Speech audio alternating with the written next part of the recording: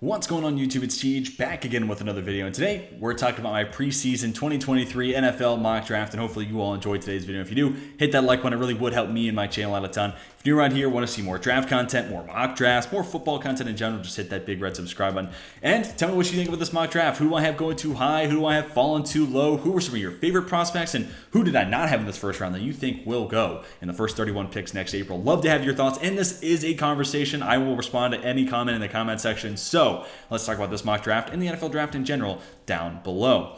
Using the PFF mock draft simulator, so if you have a problem with the order, blame them, not me. And lastly, I just finished my offensive early position rankings. Go back, check out those videos if you want to know more about in-depth thoughts about quarterbacks, running backs, wide receivers, tackles, and interior offensive linemen. But let's waste no more time and let's jump into it. Will Anderson's going to be my number one overall pick going to the Atlanta Falcons. Desmond Ridder, if he looks rough, I could totally see quarterback being in play here. Or if Arnold Ebiketie, D'Angelo Malone, a second and then a day 3 pick this past year's draft. If they pop at the edge position and shine and it looks like a duo of the future, I could change my mind here as well. But right now, my number one player on my big board, which you'll see relatively soon here, I'll go with him as the number one overall pick. And that takes us to CJ Stroud, my projected QB1.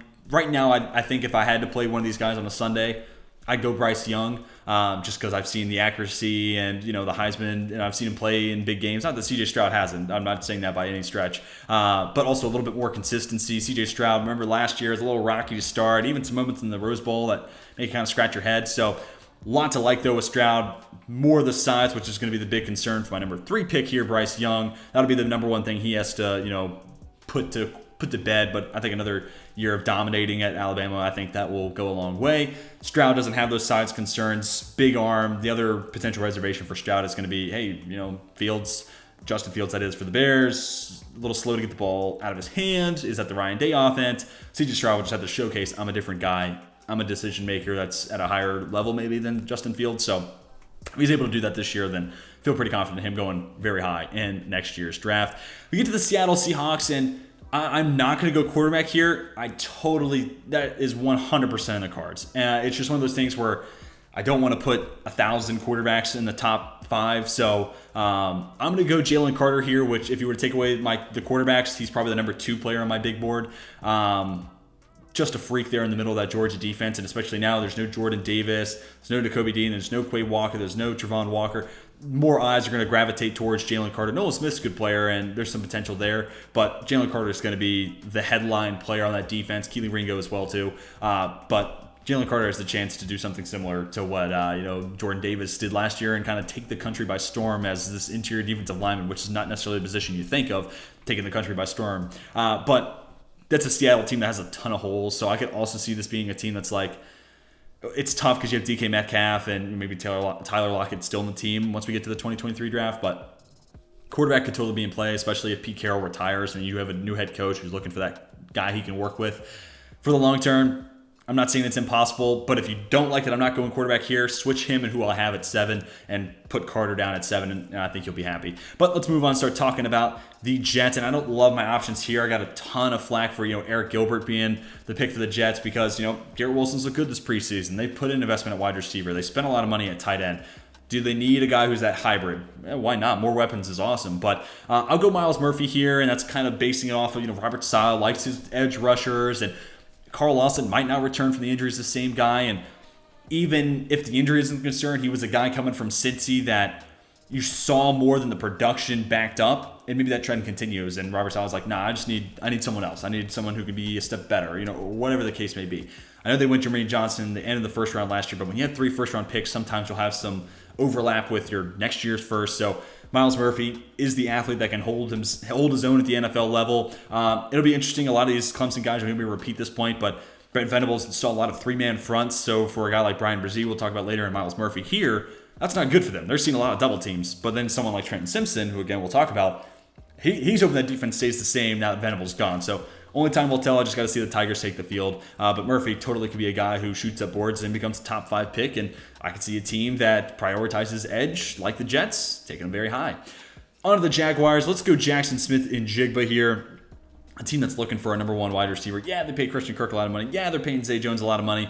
I don't think they're wide receiver ones. And I don't think Marvin Jones is either, to be honest with you. So get that wideout, number one, top tier option for Trevor Lawrence as he would be heading into year 3. That just feels like good, solid team building strategy, right? So makes a ton of sense there. JSN, the big concern is going to be, one, he's not an all-world athlete, but the production speaks for itself. He's a high IQ guy, smooth route runner, great hands. The football production speaks beyond what athletic limitations he may have. But can he have that Justin Jefferson type of transition where, yeah, he lives out of the slot and he looks really good doing it? Can he do the same thing on the outside? Justin Jefferson can. That'll be the question that Jackson Smith-Njigba needs to answer this year at Ohio State and once he gets to the NFL. So getting on to the Panthers, and again, if you don't like that I don't have a quarterback going forward to the Seahawks, go ahead and put Tanner McKee in that spot. I'll just search quarterback. Go ahead and put Tanner McKee in that spot and then move Jalen Carter down here to 7 because, the argument for Jalen Carter to the Panthers is Derek Brown's been a disappointment. There's no guarantee Davion Nixon is going to become, this awesome player, 5th round pick for a reason, right? And then it's Matt Ioannidis, veteran, temper your expectations on him becoming, the next Aaron Donald, right? So I could see them saying, hey, let's just go get the best player available here at 7. It's Jalen Carter, great, pick is in. But at the same time, I'm also thinking there's going to be a new head coach in place, so Baker Mayfield may not be back, and that's also part of the equation, right? Like, Matt Rule earns another year and decides to keep Baker, then quarterback's out of play here for Carolina. But I'm assuming Matt Rule's gone and that new head coach is going to want his quarterback of the future. Same could be said about Seattle, of course. But Tanner McKee, big, tall, strong-armed quarterback. Stanford's offense is not going to be one that has him putting up unreal numbers. But watch him play. You'll see why NFL teams are high on him. And you'll see why I'm high on him because, again, the accuracy, the arm strength, just enough mobility, the NFL size, a lot of it is there, and he checks a lot of boxes. Moving on to the Bears, I would love this pick. Quentin Johnston, 6'4", 220, and he'll run a great 40, 4 3s, 4 4s. Pairing him up with Darnell Mooney, and this is assuming that Matt Eberflus, Ryan Poles are like, yeah, Justin Fields is still our guy, because there's questions if that is the case. But pairing up Johnston, this big body guy, to pair him up with Darnell Mooney, both guys with good speed that allows you to take advantage of the arm strength Fields has. I think it's a match made in heaven. So great ideal situation. Johnston not only has that athletic ability, but great at go winning the football at the catch point. Granted, that is at TCU in the Big 12, and Big 12 not necessarily known for their DBs. We are going to talk about one here, but that guy doesn't play on the outside all that often, or at all. But Quentin Johnston, even if it is against Big 12 DBs, he goes up and he wins favorable matchups. And yeah, that type of ball skills, size, athleticism, those are the right boxes to check for a top 8 pick in the NFL draft. On to the Giants. I am going to go quarterback here. And you could go Anthony Richardson here. Jordan Reed of ESPN had Richardson, and we even kind of compared, Dayball's work with Josh Allen, this very toolsy quarterback, and maybe that carries over to the Giants. Maybe. I could see that, but I'll go Will Levis. And Levis could totally be a top 10 pick if he plays like he did last year at Kentucky and just has that as a 2-year sample size. That type of arm strength and doing it in the SEC, he could totally be a guy who goes in the top 10. But if he falls off, then you'll start to see some concerns, and some of the issues that come to arise are going to be held against him once we get to and closer to next year's draft. But if he doubles down on what he did last year, yeah, top 10 pick feels likely for Levis. Moving on to the Washington Commanders, this is where I'm going to have that, actually, Texas A&M, SEC school right now. My bad, not even in the Big 12. So, Quentin Johnson, again, bullying Big 12 DBs. But Antonio Johnson, it's kind of hard to project where the Commanders' defense is going to be at. Deron Payne's going to be a free agent, but you got Jonathan Allen, so I don't feel the need to go interior defensive line in the top 10. I wasn't crazy about the Jahan Dotson pick, but I don't think they're going to double up there. You could go quarterback, I guess, if Wentz is really atrocious, but let's just break away from the quarterback position for a little bit. Offensive line could be something that pops up, especially on the interior, but do you want to go IOL in the top 10? Probably not. I'm going Antonio Johnson because you look at Benjamin St-Juste. He felt like an outside corner coming out of Minnesota. William Jackson II signed as an outside corner. Kendall Fuller played a ton on the outside and was their top corner last year. So it feels like a team that could be looking for a nickel, but also you look at the Pro Football Focus snap alignments, and Cameron Curl had a pretty even mix between playing in the box and as a free safety. So maybe Antonio Johnson, if you were to make that selection, that's just going to move Cam Curl full-time free safety, and that's your, one's playing up top, one's playing in the box, Johnson being the guy who plays that strong safety role. I think that could be a nice fit, but also his flexibility and great coverage skills allow him to be somebody who could be a legit nickel coverage cornerback, and then you're rotating Cameron Curl down. So versatility is something I covet in a lot of draft prospects, and Antonio Johnson has versatility to spare. Then we get to the Pittsburgh Steelers. I'm going to go Keely Ringo here. Talk about a head coach as a former, secondary coach, and then a defensive coordinator now, and Terrell Austin, who worked with the DBs in Pittsburgh. So, yes, the offensive line's a mess, but also think about the work that Pittsburgh did this year on the offensive line.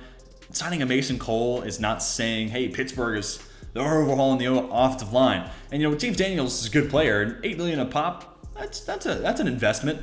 But it's not saying, hey, Pittsburgh they're changing it all. So I think honestly, and an extension for Chukwuma Okorafor, I think the Steelers are content with the offensive line they have. So hopefully Dan Moore takes a step forward in year 2, and that offensive line finds a way to creep towards average. And again, that's part of why I'm thinking, Tomlin's background, Terrell Austin's background, and then a cornerback group that is Cam Sutton, Levi Wallace, and Ahkello Witherspoon. They need a number 1 corner, and I could see Keely Ringo being a guy who has that type of buzz, gravitas, and the Steelers falling in love with his skill set. I'm going to go corner here for the Minnesota Vikings as well. I'm going to go Eli Ricks. Little concerned that, reports of him not going to be starting to start the year, a little slow to pick up the playbook, and there were some similar slow learning curve moments and remarks about him in his time at LSU. But that being said, you get recruited to go to LSU and then you transfer to Alabama. Yeah, you got talent. If you can play at both those schools, you got talent. So let that speak for itself. Dude is a good athlete. Could be mad sticky in press coverage. He does look a little lost, and that's kind of where the playbook concerns are evident. But just as a pure coverage player, has as much talent or skill at that as anybody in this class. So totally could be a guy who was in that top 12. And it's a Minnesota team that, yes, I know the first 2 picks last year were in the secondary with Lewis Steen at 32 and Andrew Booth Jr. at 40. But Andrew Booth Jr. had injuries leading up to that draft selection. That's the reason he fell out of the first round. Cam Dantzler was in the doghouse with Mike Zimmer. There's no guarantee he's seen favorably by Kevin O'Connell and company. And then it's Pat Peterson, who's just slowly getting older and slower and slower. So no matter what, I think this team's going to need another corner by the time they're Super Bowl or at least highly playoff competitive. So Eli Ricks would feel like a great addition to that secondary.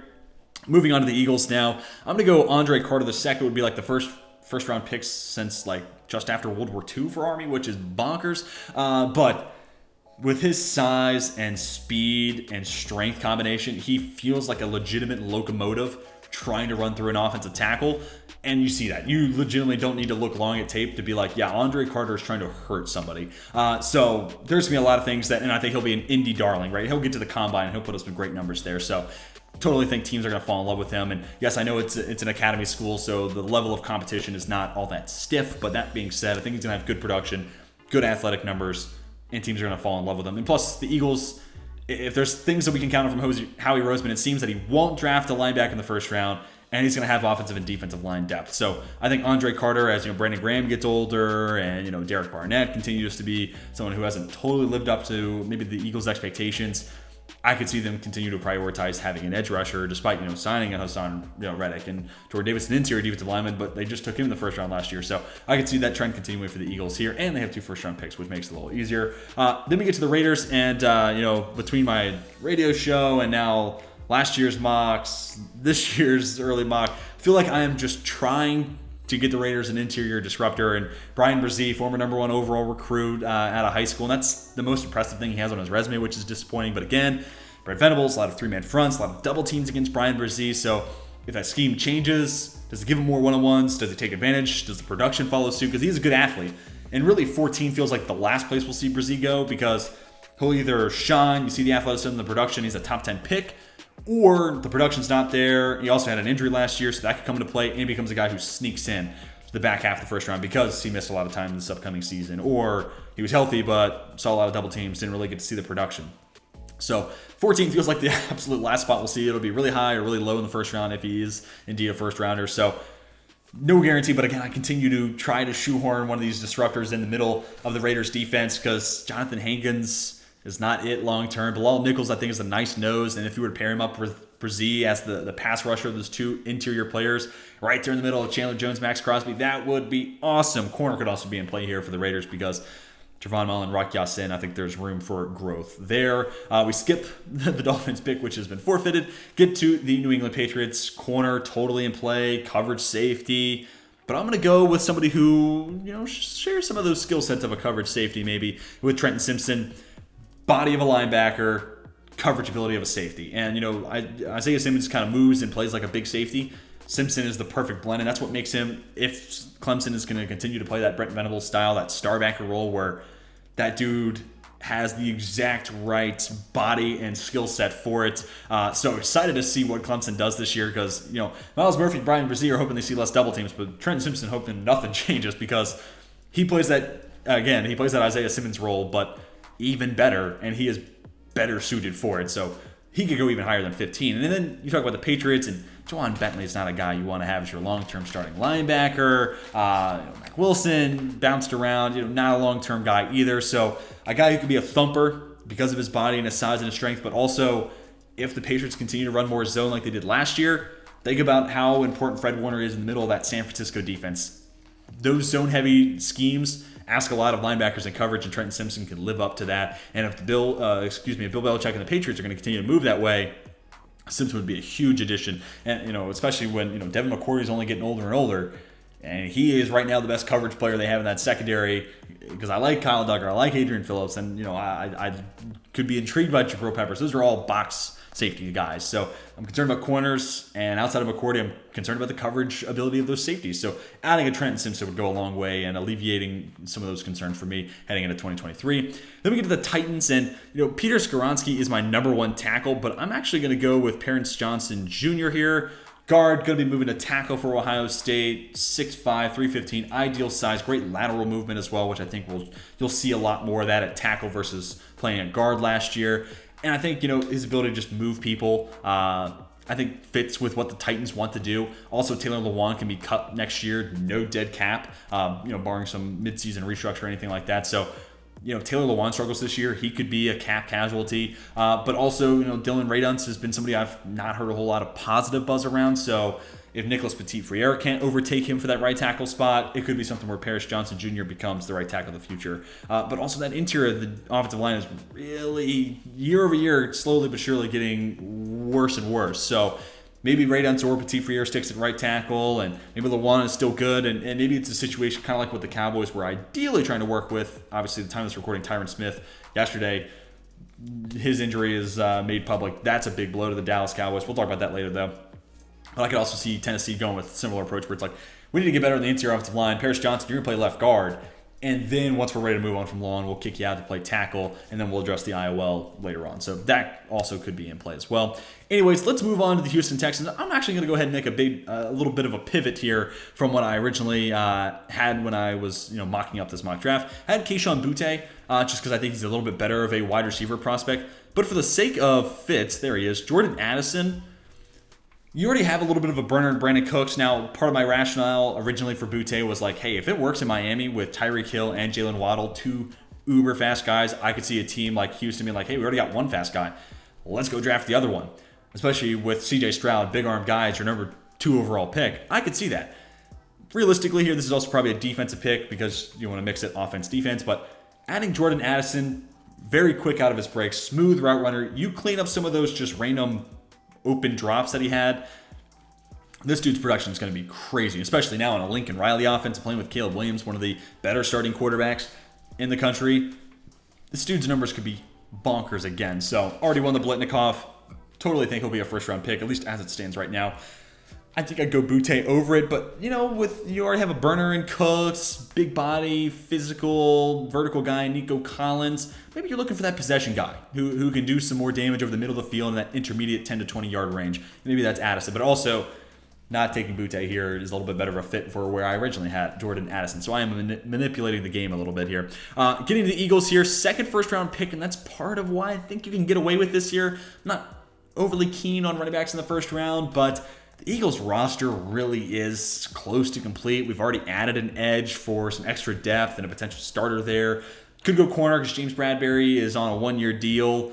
Maybe they're looking for a Jalen Hurts replacement. I don't know. I'm kind of a Hurts believer now. I can't believe I've gone this far, but I could also see this team being like, hey, our roster is as complete as it gets. So while running back the first round is not the best value, when it's just to get that last missing ingredient, and Miles Sanders, Boston Scott, both scheduled to be free agents next year, maybe they'd rather just go draft a Bijan Robinson than pay one of or both those guys. And also Bijan Robinson is a legitimate threat as a pass catcher and in the passing game. So he's a 3-down option, and it's not just a good pass catching running back. This guy you can draw plays up for. You can move him out wide. You can do a lot with Bijan Robinson. So I think you add him into the toolbox and have him as another toy, that Nick Sirianni can play with. I think that's a nice wrinkle to add into the offense. So could be a nice fit there. And again, I know running back first round is kind of frowned upon. But then we get to the Ravens. This is where I'm going to have Kayshon Boutte. And part of it is like, this just makes a ton of sense as a Hollywood Brown replacement because Boutte has that downfield speed. So it feels very simple. But also, Boutte is a freak with the ball in his hands, very twitchy. Can he stay healthy? Missed a lot of time last year with LSU because of an injury. If he can stay healthy and be the football player that he has been when on the field, yeah, this guy's a first rounder. And speed talks. He will almost certainly, if he's healthy for the entire season, and it's Kayshon Boutte, he's going higher than 19. But man, this would be such a nice fit there for the Ravens. Missing that downfield speed threat they lost with Hollywood Brown. I'm still holding out hope they can bring in maybe a Will Fuller or someone like that, or Tylan Wallace maybe steps up into that role. But Kayshon Boutte would definitely be an upgrade long term over both those guys. Then we get to the Cardinals. Could go corner, interior offensive line maybe, but I'm going to actually go Felix Nduke-Uzama. Ton of draft love, good athlete from Northwestern, plays in a Power 5 conference, so a lot to like there. And yes, I know the Cardinals drafted Cam Thomas, they drafted Amajay Sanders. I hear you. Doesn't matter. No guarantee that those third-round picks pan out. So go make that first-round investment. Go get a good athlete, and depending on his Indy numbers, could be a guy who shoots up even higher than 20. So it feels like some nice value here for the Cardinals. All in all, it's a pretty decent edge class. So I think that's definitely an area where the Cardinals should continue to try to address, and maybe instead of the third round, prioritize that as a first-round need. Moving on to the Seahawks again, quarterback totally in play here, primarily at the number 4 pick. But we went Jalen Carter, and I think this defense needs a lot of help. Specifically, if you have not looked at the secondary for the Seahawks, go to ourlads.com, look at the Seahawks secondary group. Their cornerback room is brutal. So go get a Garrett Williams who has NFL size, NFL athleticism. In Syracuse, you get an Andre Cisco drafted, you get an Ofetu Melifonwu drafted. This school's starting to make some progress when it comes to being, I'm not calling it a draft hub, but being able to produce consistent NFL draft talent, which is an encouraging step forward for the Orange. So Garrett Williams is just going to need to be more of what he was last year. You get a half step more out of him, that would be awesome. But again, NFL size, NFL athleticism, and kind of feels like a guy the Seahawks would love to add into that room. Then we get to the Chargers, and I don't think Peter Skoronski is going to fall this far, but man, wouldn't it be cool to pair up Rashawn Slater with his Northwestern replacement, Peter Skoronski? Furthermore, the initiative that, not this past offseason, but the one prior, where the Chargers signed a Corey Linsley, they drafted Rashawn Slater, they signed a Matt Farley, they did all this to repair the offensive line. That continues this offseason by drafting a Zion Johnson. Go ahead and finish it off with another first-round tackle and Peter Skoronski. It's poetry on so many different levels. That being said, is it realistic this team's going to go offensive line in the first round back-to-back years? Probably not. Maybe if there's a wide receiver they like, if Kayshon Boutte were to fall here, as much as I was trying to get Jameson Williams and all my mocks to the Chargers, that'd be an awesome fit. It could be, Siaki Ika if he's shooting up boards. It could be that nose tackle that a lot of people wanted, the Chargers to take with Jordan Davis, didn't get the chance to. All that's plausible. Brandon Staley loves his DBs, that could be in the mix. But man, if Peter Skoronski were to fall here, that it would be hard for the Chargers to pass up. And maybe if they do sign a veteran tackle like a Darrell Williams, maybe it's more than a 1-year deal. So maybe that becomes irrelevant pretty quick. But man, I'd love to see Peter Skoronski paired up with Rashawn Slater once again. Let's move on to the Dolphins. This pick comes courtesy of the San Francisco 49ers, and I'm going to go with one of 2 Fighting Irish players you'll see in this draft. I'm going to go Isaiah Foskey. Could have been a guy who came out in this past draft and maybe could have gotten into the first round. Solid athlete, and I'm excited to see him playing in a Marcus Freeman defense, a guy with extensive background as a former defensive player at Ohio State as a linebacker, but worked at Ohio State then on the defensive side, DC at Cincy, same position at Notre Dame, now elevated to head coach. I'd love to see what Freeman can get out of Foskey this year. So this is kind of a wait and see. Late first round, it could go higher. Might not be a first round guy entirely, but it's also a Dolphins team that's going to be looking for an edge rusher, in my opinion, because Melvin Ingram's on a 1-year deal. Andrew Van Ginkel kind of fits these New England-ish types of defenses, but you can do better there. And then Jalen Phillips is going to have to be better than he was last year. Otherwise, edge is a huge need for Miami, and Phillips might be out of a job. But even if he does take that step forward, like I said, Ingram's a free agent. You can do better than Van Ginkel. You still want somebody on the other side. And adding pass rush to a team that already has Xavier Howard and Byron Jones and Javon Holland, yes. Please pump that energy into my veins. Make it, make that a complete defense and something that's an absolute headache for offenses to see on their schedule. Moving on to the Colts, I'll go Broderick Jones here, and this is not to say I think Bernard Ryman's a bum, but looking at it through clear lenses here, NFL media kind of saw him as the first rounder. Draft fans like myself, I was high on Bernard Ryman. I thought he could have been, late first, early second round type of guy. Ends up falling to the third round. Some injury concerns pop up after the draft's complete. So there were things that the NFL knew that others outside of it did not. So that's a little concerning. And if he's having a hard time beating up Matt Pryor, that's not an encouraging sign either. So considering he's a third round pick, yes, you'd like to give him some time, but it's not a first round selection. You give your first rounders all the time they need. Third rounders, they could find themselves out of a starting position relatively quick. And I think if Broderick Jones is more what we saw, only had a handful of snaps last year, but the next in line, starting tackle for Georgia, very strong, has the size. It's so many boxes checked by Broderick Jones, and I could see the Colts if they struggle, especially, considering if they do keep Matt Ryan out, a guy who's very fleet of foot. I could see them saying, hey, you know what, we got to invest first round talent at left tackle. Broderick Jones, you're our guy. So that could be in the cards, and it could be in the cards for the Dallas Cowboys too if Tyron Smith decides to hang it up. Hopefully this is a team that signs a former Colt and Eric Fisher or former NFC East opponent and Jason Peters, because I'd like to see Tyler Smith stay at left guard for a little longer just because awesome athlete, but the holding penalties at Tulsa and just the overall pass protection technique, he's raw. He needs time to be coached up. So I don't want to see him immediately thrusted into starting at left tackle. So hopefully they bring in a Fisher and allow Tyler Smith to continue to play guard. So left tackle, maybe interior offensive line could be in play here depending on where the Cowboys go. But I also think this is a team that's been dying to find a presence there in the middle. And Jaquelin Roy could be that guy. I'm interested to see him in the middle of that LSU defense this year. Another kind of like Brzee, highly touted, recruit coming out of high school. So can he live up to that, that hype this upcoming season? I think that LSU defense is going to be pretty solid. So totally has, there's a lot of things that build up to where Roy could be a first round pick. And, Tristan Hill ain't it for the Cowboys. So definitely an area where they can get better. Moving on to the Cincinnati Bengals, depending on how you look at this corner class, Cam Smith might be your number one guy. Not necessarily a J.C. Horn clone, but can go get guys at the line of scrimmage, has had success, small sample size with it, but been good at it while doing it, but also great in off coverage, good athlete, sticky in man coverage one way or the other. So it makes a ton of sense. But also, when you look at the Bengals and it's forward thinking in a lot of ways. Cam Taylor-Britt, 6'1", I think it was like 230 coming out of Nebraska. So kind of fits that nickel corner, strong safety type, kind of like an Antonio Johnson. And Von Bell's going to be a free agent next year. So he kind of feels like a potential strong safety replacement for Bell. And then Jesse Bates, I'd love to see Cincy re-sign him after the franchise tag, but there's been so much animosity between those two sides. I'm thinking it's probably not all that likely. And Daxton Hill's been great this preseason. Feels like he could be that free safety replacement for Bates. So they're thinking ahead about that. But someone else who's going to be a free agent next year, Eli Apple.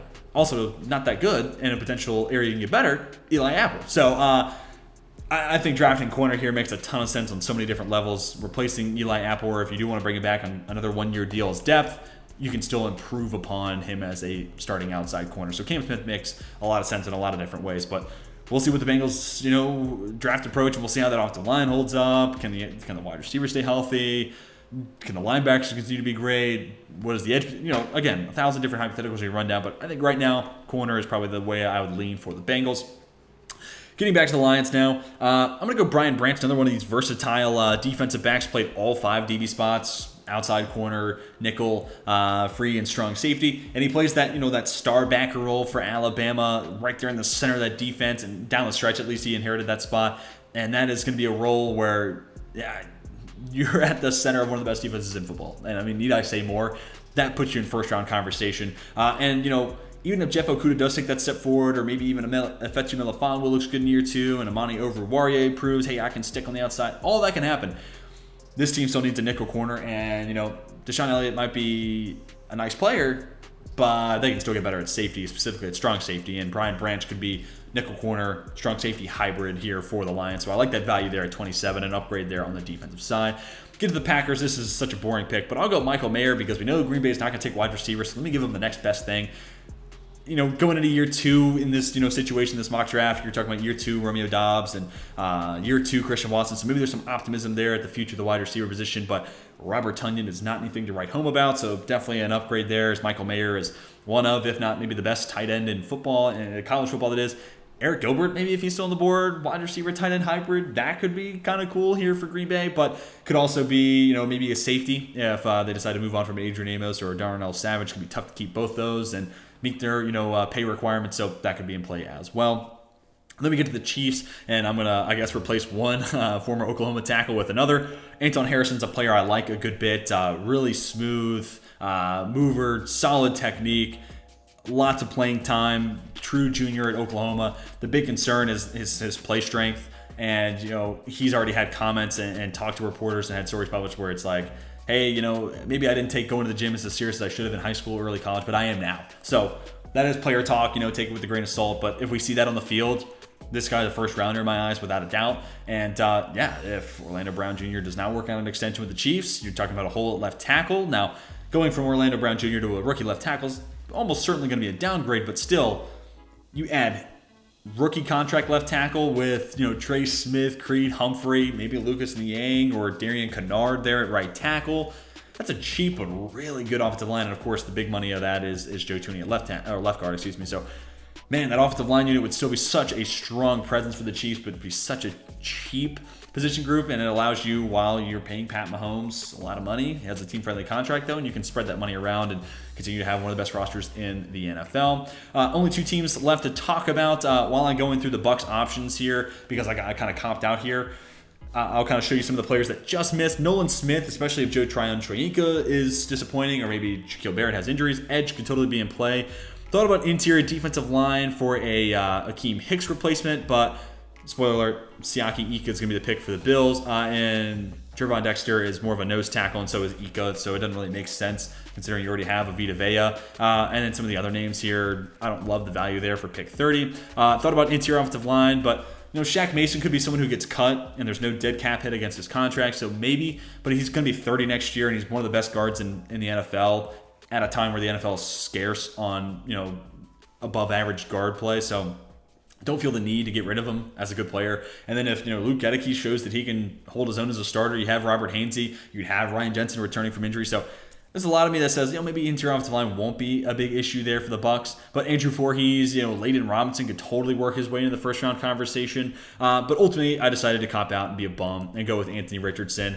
And kind of like what I talked about with Brian Brzee, pick 30 feels like the absolute last spot we'll see Anthony Richardson land at, because either you'll see it all come together at Florida and his mobility, his size, his arm strength, and all the tools perfectly come together and he's a top 10 pick. Or, the tools are there, you see some moments, but doesn't really click with the offense, or, whatever holds him back and becomes like a day 2 pick. So it's going to be one or the other. Either he's going to be a first rounder and it's going to be going early, or he's going to be someone who goes in the second, third round as a potential project that hopefully you get in the NFL, work with QB coaches, offensive coordinators, and then it all comes together. But that being said, I think it's going to be the last year for Tom Brady playing, and probably, and then with that, I feel even more confident saying last year in Tampa, I guess maybe he could go leave and pair up with Sean Payton and somewhere else, or go to Miami, I guess, wants to be part of the ownership. I don't know. But this does feel like the last year of him in Tampa for sure. So long-term quarterback, going to be something that the Bucs have to address. And, drafting Anthony Richardson would also be kind of funny, having him in a camp battle against Kyle Trask, two former Florida quarterbacks. And then lastly, I've already spoiled this, Siaki Ika, going to be the pick for the Bills, and I'll let you go ahead and see the entire first round here. But, you look at the Bills roster, and as much as I think it's the best roster in the AFC and right there with the Bucs for the best roster in the NFL, the one thing they're missing is a run stopper and a big guy to plug the middle. And you think about what that would do, as Ed Oliver's getting a ton of buzz in training camp, and if he does take that step forward, awesome. But run defense is never something that people have touted as a big part of Ed Oliver's game. You're bringing in Tim Settle, but again, more of a pass rusher. And then Tremaine Edmonds and Matt Milano, I'd love to be able to keep them clean with a good nose in front of them, specifically Milano, who's so good in coverage for a linebacker. So Siaki Ika, again, kind of feels like that one skill set they're missing across the defensive line. And also a guy that, passing situations, you can take off the field, bring on Tim Settle, and then you have Oliver and Settle in between Von Miller and whoever's on the other side, Greg Rousseau, whoever it may have, Boogie Basham, again, whoever it is. So I feel like the one piece that the Bills are missing, despite having one of the best rosters in the NFL. But that's going to do it for my 2023 preseason mock draft. Tell me what you think down below in the comments section. Who do I have going too high? Who do I have going too low? Who are some of your favorite prospects? Who's your favorite team? What's a fit you like? Or who did I not have in the first round that you think will go in the first 31 picks next April? Love to have your thoughts. I respond to every comment, so please let's make this a conversation down in the comments section. That's going to do it for me. Hope you all enjoyed today's video. If you did, be sure to hit that like button. It helped me out a ton. If you're new around here, want to see more mock drafts, more draft content, more football content in general, just hit that big red subscribe button. That's going to do it for this video. Hope you all have a fantastic rest of your day. And until next time, my name is Tej, and I'm signing off.